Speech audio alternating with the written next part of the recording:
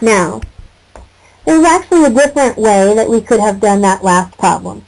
So let's review the formulas that we've seen so far. We've seen the slope formula, where we compute the slope between two ordered pairs. Slope is computed by rise, which is y's, over run, which is x's.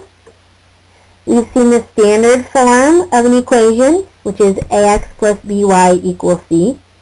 And the one that we've been using most recently is the slope-intercept equation, where it gives us the slope and the intercept. There's actually one other formula that you could use, and it would actually have been a lot easier to use this formula in the last problem. Okay? This formula is the point-slope formula. To come up with the point-slope formula, we are just going to take our slope formula and we are just going to alter it a little bit. So we have slope is equal to rise, which is y's, over run, which is x's. Notice I didn't write the y2's and the x2's, I just wrote x and y. That's because we're just going to use those as our generic x and y. We're not going to use them as a point.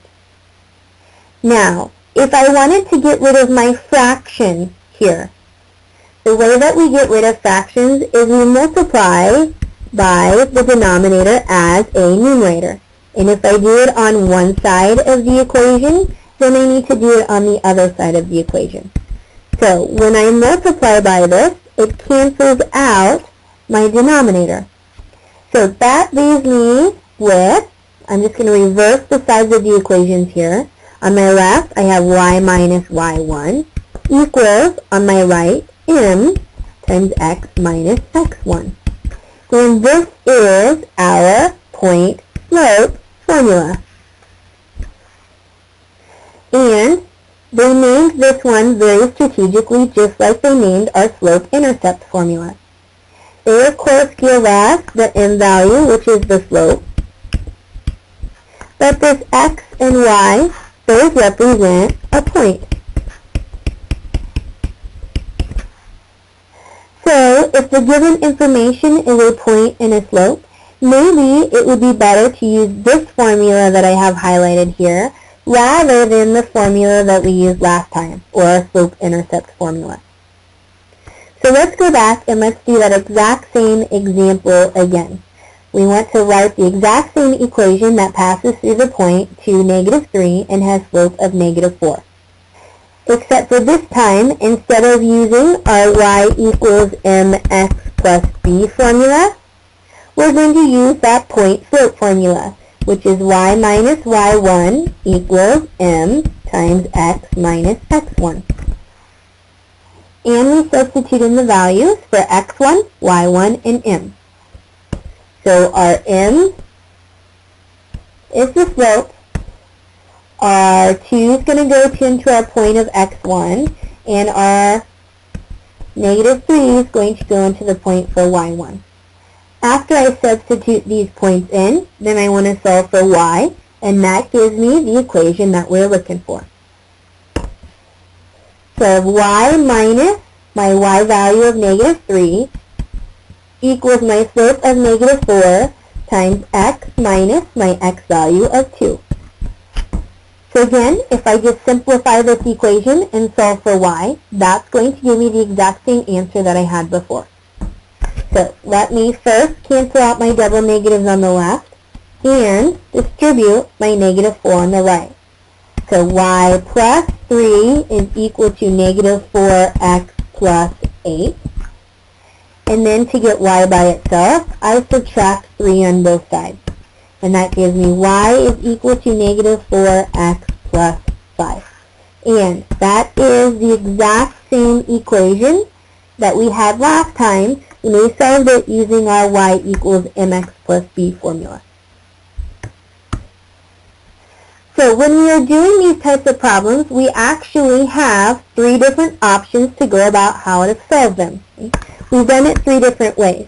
The first way we did it was by graphing it, graphing the information that we knew and seeing if we can come up with our y-intercepts that way. Now that worked for us in this example because it lined up exactly with a whole number on the tick mark. It lined up with +5. But again, that will not always happen. So that's why I definitely don't suggest graphing as your first step, but I would suggest it if you would like to check what answer. And you can graph it by hand, or you can graph it using your graphing calculator. That is perfectly fine.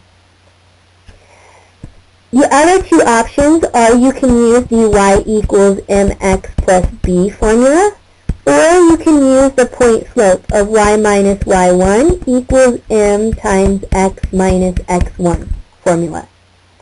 And this is a personal choice for you. Some of my students like to use option 2, and some of my students like to use option 3. So it just depends on what you like to use. Let me just kind of go over the advantages and disadvantages of both of them. The advantage of option number 2 is you have to memorize this formula already, so that means you don't have to memorize an extra formula. So that's the advantage, is no more formula.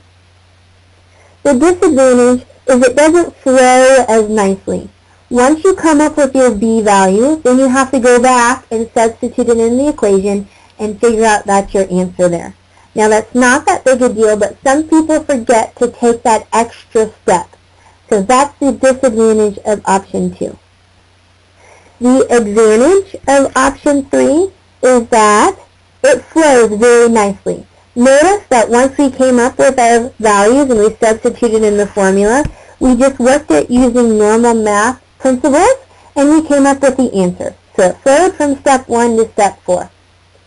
The disadvantage is that it's another formula.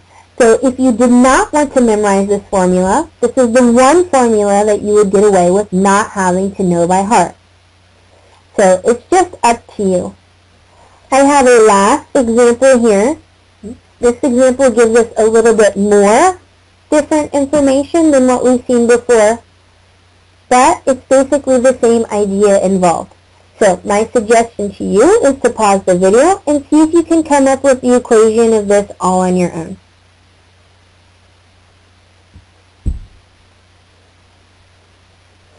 Okay, it does not matter whether you would like to use the option 2 of the y equals mx plus b formula, or the option 3 of y minus y1 equals m times x minus x1 formula.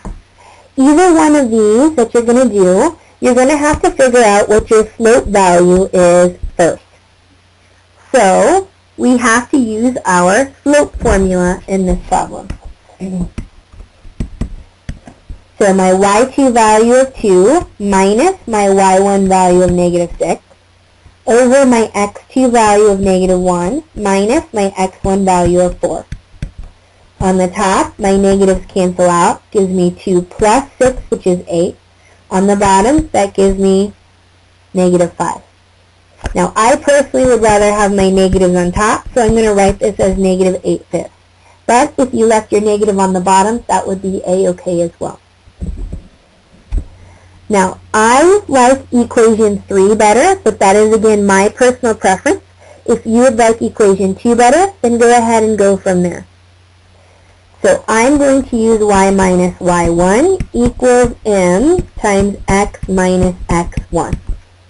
Now, I just found my slope was negative 8/5, so that's what I'm going to plug in for my m. Now, I need to plug in something for my x1 and y1. If you use option 2, you need to plug this in for x and y. So I need to plug in a point. Well, I actually have too much information. They actually give me 2 points. You just need to pick one of them and plug it in for your x and y that you need to. So I'm going to go ahead and just pick the first point, but if you like the second one better, then that would work out the same. So I'm going to plug this 4 in for my x1 value, or if you use option 2 in for your x value. And I'm going to pick this negative 6 and plug it in for my y1 value, or again, if you use option 2, you would plug it in for your y. And then you would solve both of these from here. So that gives me y minus a negative 6 is equal to negative 8/5 times x minus your x1 of 4. If I simplify this equation, that will come up with the answer that I'm looking for. So on the left, let me cancel out those 6's, give me y plus 6. On the right, I need to distribute that. Gives me negative 8/5 x plus 32 over 5. To multiply fractions, you just multiply the numerator. So on the top, I have negative 8 times negative 4 to give me positive 32. And on the bottom, I have 5 times 1 gives me 5. To completely isolate my y, I need to subtract 6 on both sides. And that gives me y is equal to negative 8/5 x. Okay.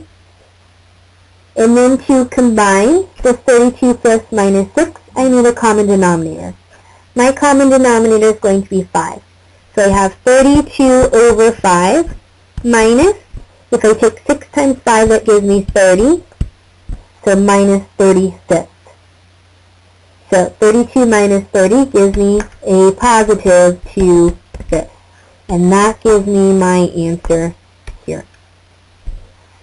So this is definitely one that we would not have come up with the correct answer by graphing it. But let's go ahead and graph it to see if this actually somewhat checks out. We need to make sure that our slope and our y-intercept are in somewhat of the right region. So let me start with my 4, negative 6 and my negative 1, 2.